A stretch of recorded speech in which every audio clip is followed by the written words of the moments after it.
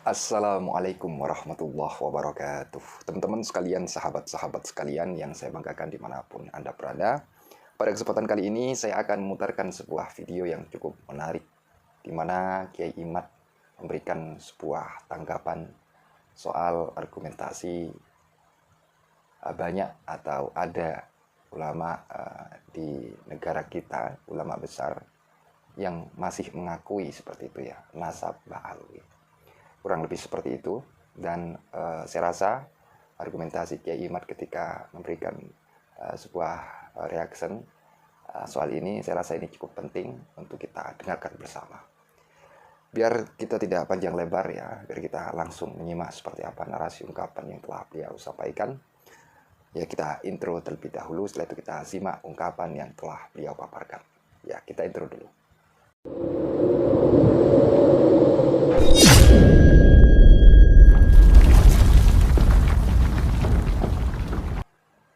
Oh, tidak benar misalnya bahwa Ubaidillah itu adalah putra Ahmad dan tidak ada nama itu gitu.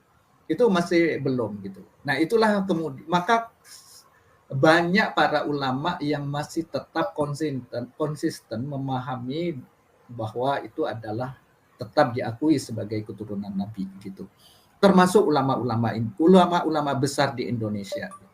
Hanya memang ada orang-orang yang mengkritik itu. Tapi saya pikir perlu dibuka juga, jangan kemudian ditutup gitu. Kalau memang ada kritik Robitoh Alawiyin misalnya, harus terbuka juga gitu loh. Artinya jangan kemudian hal itu ditolak. Dicatat oleh ulama besar, karena memang Ali As-Sakran itu pada saat itu dikenal sebagai salah satu ulama besar dari Ba'lawi ya, dari Ba'lawi yang mulai dia mencatat mengaku sebagai keturunan Nabi, yang mengakunya itu tidak terverifikasi oleh kitab-kitab yang sebelumnya. Di dalam teori truth tadi, teori di dalam bagaimana kita mencari kebenaran konsistensi itu tidak ada. Nah, ketika konsistensi kebenaran sebuah pernyataan di abad ke-9 itu tidak bisa diverifikasi oleh kebenaran pernyataan-pernyataan sebelumnya yang dengan benar, maka apa yang telah diaku pada abad 9 ini gugur secara ilmiah. Dan tidak bisa kemudian kita mengatakan bahwa nasab mereka ini diakui sebagian besar oleh ulama-ulama. Hari ini di Yaman itu, Mufti Yaman sudah tidak mengakui. Oleh para ulama dengan cara mengutip sana sini, kitab sana dan lain sebagainya, itu sebetulnya tidak bisa dibenarkan secara ilmu pengetahuan. Kenapa tidak bisa dibenarkan? Ya harus diverifikasi dulu untuk bisa menjadi kebenaran faktual. Kalau tidak bisa diverifikasi, kutipan-kutipan itu tidak bisa dibenarkan. Nah, kalau itu menjadi dasar, maka sebetulnya sama-sama ada kelemahan baik yang pro maupun yang kontra. Yang pro misalnya memang lebih masyhur, lebih dia menjalani kehidupan itu sendiri. Silsilah nasab itu menjadi bagian hidup mereka. Bahkan mereka mengawalnya gitu ya. Tapi kritik-kritik ini juga sifatnya spontan, ada di luar kelompok itu gitu. Baik kritik yang terdahulu maupun yang akhir-akhir ini, itu kritiknya adalah sifatnya sama ya, misalnya Tahdhibul Ansab dan lain sebagainya, kitab-kitab yang disebut oleh Kiai Imad. Itu ya kritiknya adalah memang mereka adalah pada umumnya adalah orang yang di luar itu gitu. Tapi yang masyhur, maka kemudian karena memang yang dari Yaman ini banyak yang Sunni ya, tapi juga ada yang Syiah juga. Para habaib itu juga ada yang Ahlus Sunnah wal Jamaah, tapi ada yang Syiah juga, tapi Syiahnya memang dekat antara dengan yang Sunni gitu ya. Karena Syiah mereka itu adalah Zaidi sebetulnya. Saya masih tetap percaya. Artinya begini, walaupun pengkritik itu masih tetap dianggap tidak kemudian samalah kritiknya Ibnu Taimiyah terhadap akidah Ahlus Sunnah wal Jamaah, kritiknya apa kaum Khawarij atau kritik terkait kaum Alawiyin ya pada zaman dulu ya. Kritik juga sekarang terhadap itu belum meretakkan ya sendi-sendi terpenting dari kaum Alawi. Paling hanya sekedar bahwa ini adalah Ubaidillah Ahmad bin Isa tidak punya anak yang namanya Ubaidillah dan sebagainya. Itu yang kemudian menjadi kontroversi gitu. Tapi nasab itu hampir tidak meretakkan ulama-ulama besar gitu ya. Tapi bagaimanapun kebesaran itu jangan kemudian dianggap bahwa kebenaran gitu ya. Tapi sampai sekarang belum meretakkan kritik-kritik terhadap Ba'alawi, kritik terhadap silsilah kaum Alawiyin, termasuk kritik terhadap Ubaidillah bin Ahmad bin Isa, itu sampai sekarang masih tetap dianut oleh sebagian besar ulama-ulama. Dan itu tidak kemudian muncul dari dalam internal mereka kritik gitu. Oh tidak benar misalnya bahwa Ubaidillah itu adalah putra Ahmad dan tidak ada nama itu gitu.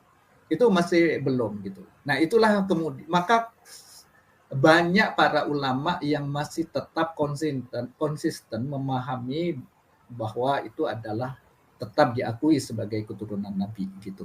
Termasuk ulama-ulama besar di Indonesia. Hanya memang ada orang-orang yang mengkritik itu. Tapi saya pikir perlu dibuka juga, jangan kemudian ditutup gitu. Kalau memang ada kritik Rabithah Alawiyin misalnya harus terbuka juga gitu loh. Artinya jangan kemudian hal itu ditolak, perlu dikaji ulang gitu. Kalau memang itu adalah merupakan kebenaran faktual. Terkait dengan tes DNA itu begini, sebetulnya kita tidak bisa hanya menyatakan mereka telah melakukan sejumlah tes DNA dengan jumlah orang yang sudah dites DNA dan ternyata tidak terbukti dan lain sebagainya. Itu juga harus dibuktikan gitu loh. Artinya ada sertifikatnya gitu. Misalnya ada alat bukti yang sah dan meyakinkan bahwa memang terjadi. Jangan hanya sekedar qila wa qalu gitu loh. Nah, itu penting. Kenapa? Karena tes DNA ini adalah verifikasi faktual dan itu adalah asasnya asas ilmu pengetahuan dan itu bisa dibenarkan gitu. Nah, apakah betul asas ini sudah diterapkan misalnya dan terkait dengan tes DNA itu bagus sebetulnya kalau memang ada tes DNA seperti itu. Iya. Nah, gitu. Ya, mungkin solusinya begitu ya. Ketika polemik masalah kesejarahan, kemudian masalah kitab, mungkin metodologi yang paling tepat adalah tes DNA. Oke, baik. Ke Kiai Imad. Kiai Imad mungkin bisa sedikit menjelaskan tadi ada beberapa masukan dari Prof. Hanif. Silakan, Kiai.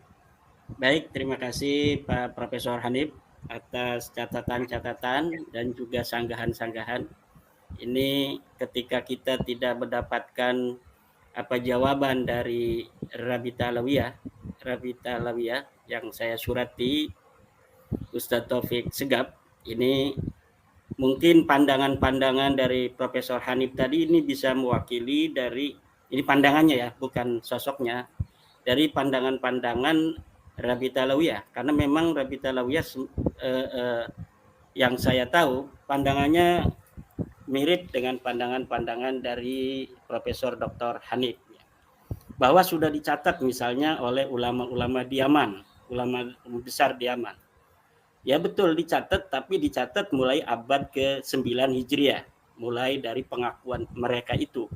Dan pengakuan mereka itu tercatat, mereka mengaku itu tercatat dalam kitab mereka, bahwa mereka mengaku gitu, bahwa sosok Abdullah yang merupakan silsilah dari Syarif Abil Jadid ini diijtihadi sebagai daripada leluhur mereka. Itu betul sekali bahwa dicatat oleh ulama besar, karena memang Ali As-Sakran itu pada saat itu dikenal sebagai salah satu ulama besar dari Ba'lawi ya, dari Ba'lawi yang mulai dia mencatat mengaku sebagai keturunan Nabi, yang mengakunya itu tidak terverifikasi oleh kitab-kitab yang sebelumnya. Di dalam teori truth tadi, teori di dalam bagaimana kita mencari kebenaran, mencari kebenaran, konsistensi itu tidak ada. Nah, ketika konsistensi kebenaran sebuah pernyataan di abad ke-9 itu tidak bisa diverifikasi oleh kebenaran pernyataan-pernyataan sebelumnya yang dengan benar, maka apa yang telah diaku pada abad 9 ini gugur secara ilmiah. Dan tidak bisa kemudian kita mengatakan bahwa nasab mereka ini diakui sebagian besar oleh ulama-ulama. Hari ini di Yaman itu, Mufti Yaman sudah tidak mengakui. Mufti Yaman yang sekarang berkuasa di Yaman, Al-Hausi, mempunyai seorang mufti namanya Syekh Syarafuddin Samsuddin. Dia sudah membuat sebuah rilis fatwa bahwa 21 marga tidaklah terbukti sebagai keturunan Nabi. Salah satunya adalah Ba'alwi yang menurunkan kabib-kabib yang ada di Indonesia ini. Kemudian seorang doktor ahli DNA di Yaman, Dr. Abdullah As-Suaibi, telah membuat rilis pula yang bisa diakses di internet bahwa hasil daripada DNA orang-orang Ba'lawi ini tidak terbukti sebagai keturunan Nabi. Kemudian seorang ahli hadis dari Yaman, Syekh Muqbil bin Hadi Al-Wada'i, juga mengatakan bahwa Ba'lawi, Al-Ahdal dan Al-Qudaimi tidak terbukti sebagai keturunan Nabi besar Muhammad Sallallahu Alaihi Wasallam. Ini adalah abna'u jaldatihim, anak-anak Yaman sendiri, putra-putra Yaman yang memberi kesaksian akan batalnya nasab Ba'lawi.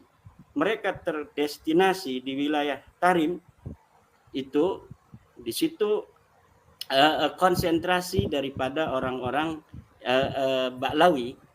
Mereka diakui di situ karena memang sebagian besar keluarga mereka.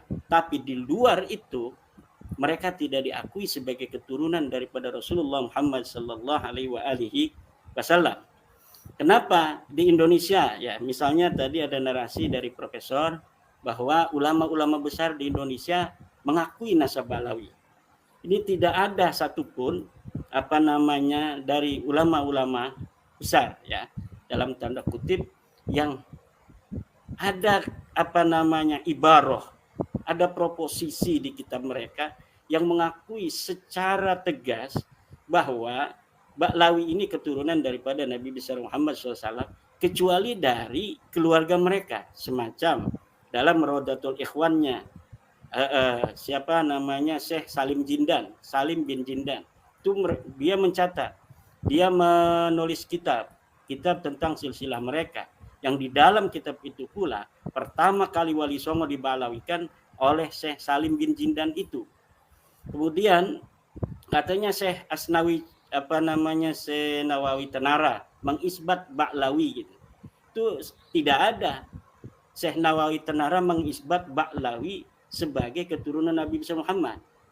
Syekh Nawawi di dalam kitab Uqudul Ujain itu sedang mendefinisikan istilah-istilah orang yang mengaku sebagai keturunan daripada Rasulullah, bahwa di antara orang-orang yang mengaku sebagai keturunan Nabi itu ada yang bergelar Syarif, ada yang bergelar sebagai Sayyid, ada yang bergelar Habib. Itu yang mengaku, bukan sebagai orang-orang yang secara faktual, secara objektif diteliti oleh Syekh Nawawi sebagai keturunan Nabi. Jadi hanya ikhbar. Itu dalam teori korespondensi kan itu ada, bahwa dalam metodologi kita mencari kebenaran korespondensi, bahwa apa yang telah hari ini nampak sesuai dengan apa kenyataannya, itu bisa dianggap sebagai tidaklah berdusta orang mencatatnya. Misalnya ada seorang anak angkat namanya Yanto. Dia ini mempunyai ayah angkat Subroto. Kita tahunya bahwa Yanto ini punya ayahnya adalah Subroto. Maka kita catat bahwa Yanto bin Subroto ini tidak melanggar etika kebenaran, karena memang kenyataannya yang kita tahu bahwa Subroto itu adalah ayah daripada Yanto. Tidak ada ilmu kita, pengetahuan kita sementara yang mengatakan atau yang meyakinkan kita bahwa dia hanya anak angkat dari Subroto. Nah, Syekh Nawawi itu mencatat seperti itu, bahwa orang-orang yang mengaku turunan Nabi bergelar Sayyid, Syarif, dan Habib. Tidak itu bisa dikatakan sebagai mengisbat daripada nasab Ba'lawi gitu. Kemudian juga As-Syajarah Mubarakah. Kata Profesor Hanif, As-Syajarah Mubarakah itu diragukan sebagai tulisan daripada Imam Fakhruddin Ar-Razi, karena di dalam beberapa nama rilis daripada kitab-kitab karangan daripada Syekh atau Imam Fakhruddin Ar-Razi itu tidak ada kitab As-Syajarah Al-Mubarakah. Inilah sebenarnya kaidah yang harus digunakan. Tidak disebutkan itu bukan berarti tidak ada. Karena kemudian dapat ditemukan sebuah manuskrip yang berangka tua 800 Hijriah yang menyatakan bahwa kitab ini milik daripada Fakhruddin Ar-Razi. Kenapa di abad-abad ke-9, ke-10 tidak dicatat Syajarah Mubarakah sebagai karya Imam Fakhruddin Ar-Razi? Karena kitab itu memang tidak ditemukan. Karena kitab nasab itu jarang ada yang mengaji, jarang ada yang memiliki. Dia dicatat atau ditulis untuk seseorang dari pejabat masa itu. Kemudian diaji oleh pejabat itu saja. Ditaruhlah di perpustakaan yang ada di Turki. Kemudian abad ke-14 atau ke-15 kemarin baru ditemukan. Jadi wajar kitab As-Syajarah Mubarakah karya daripada Imam Fakhruddin Ar-Razi ini tidak dicatat dalam kitab tarajim dan ma'ajim yang ada di rentang waktu di mana kitab ini belum ditemukan, karena kemudian bisa ditemukan. Apa bukti utama bahwa As-Syajarah Mubarakah adalah karangan dari Imam Fakhruddin Ar-Razi? Adalah catatan yang ada di dalam kitab itu sendiri. Yang di dalam kitab itu sendiri yang berangkat tahun 800 Hijriah itu disebutkan di akhirnya bahwa kitab ini adalah kitab As-Syajarah Al-Mubarakah yang menerangkan tentang nasab-nasab turunan Nabi yang ditulis oleh Imam Fakhruddin Ar-Razi. Nah, kemudian kita lihat hari ini teori korespondensi daripada mencari kebenaran. Seluruh ahli nasab di dunia itu menggunakan kitab As-Syajarah Mubarakah sebagai rujukan. Jadi mereka termasuk dalam kolom keluarga Ba'lawi sendiri ini menggunakan rujukan As-Syajarah Mubarakah, dan juga keluarga-keluarga yang mengaku keturunan Nabi yang mempunyai nakabah-nakabah di dunia.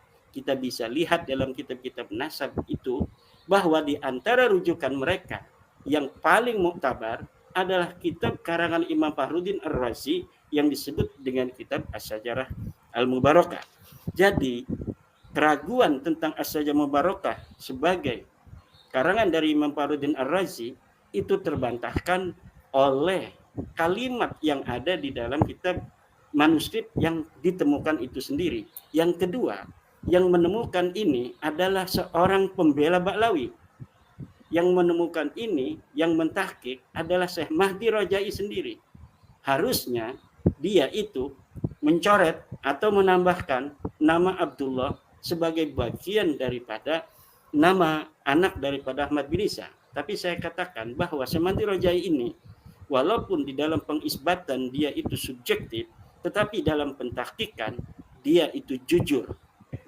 Baik, pertanyaan saya tadi Kiai Imad mengatakan bahwa Mufti Yaman membatalkan nasab Ba'lawi. Itu sumber lafaz aslinya itu dari mana nih Kiai? Apakah ada mungkin rilisnya, kemudian juga sumber internetnya? Ada rilisnya, itu ada di internet, ada rilis, tinggal dicari aja. Dan itu sudah banyak ditayangkan di berbagai macam berita di Indonesia juga. Jadi tinggal Mufti Yaman itu nanti ada sumbernya dari apa. Dan bisa diverifikasi orangnya masih hidup, masih berkuasa, al-hausinya di Yaman.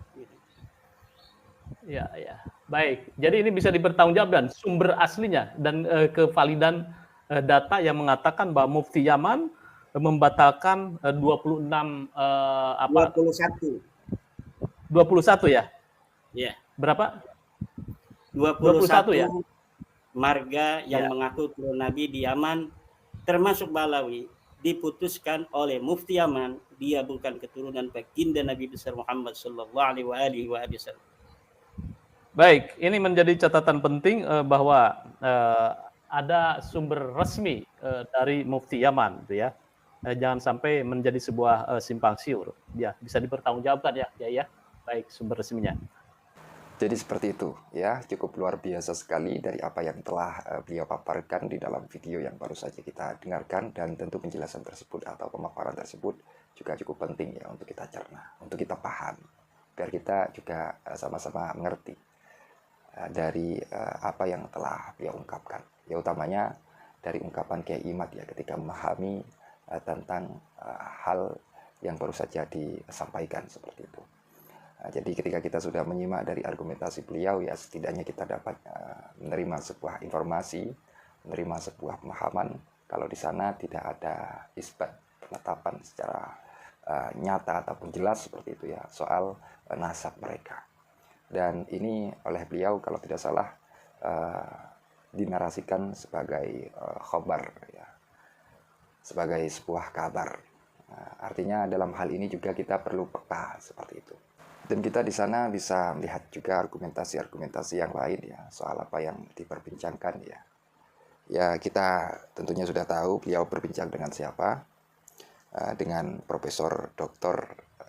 Hanif Saha Gofur ya kalau tidak salah. Dan ini merupakan sebuah momen yang cukup luar biasa ya. Dengan ini ya kita bisa mengetahui seperti apa pemaparan, seperti apa argumentasi yang cukup luar biasa ini ya dari beliau Kiai Martin Usman Al-Bantani. Ya mungkin itu saja kurang lebihnya, apabila ada kesalahpahaman atau kekeliruan dari apa yang telah saya ungkapkan, dari apa yang telah saya pahami, Al-Fakir atau Official, mohon maaf sebesar-besarnya. Ya wis, dari ungkapan Kiai Mat ya saya rasa itu perlulah untuk dicerna, perlu untuk dipahami secara betul-betul ya. Itu saja akhirul qaul, ihdinas siratal mustaqim. Wassalamualaikum warahmatullahi wabarakatuh. Terima kasih.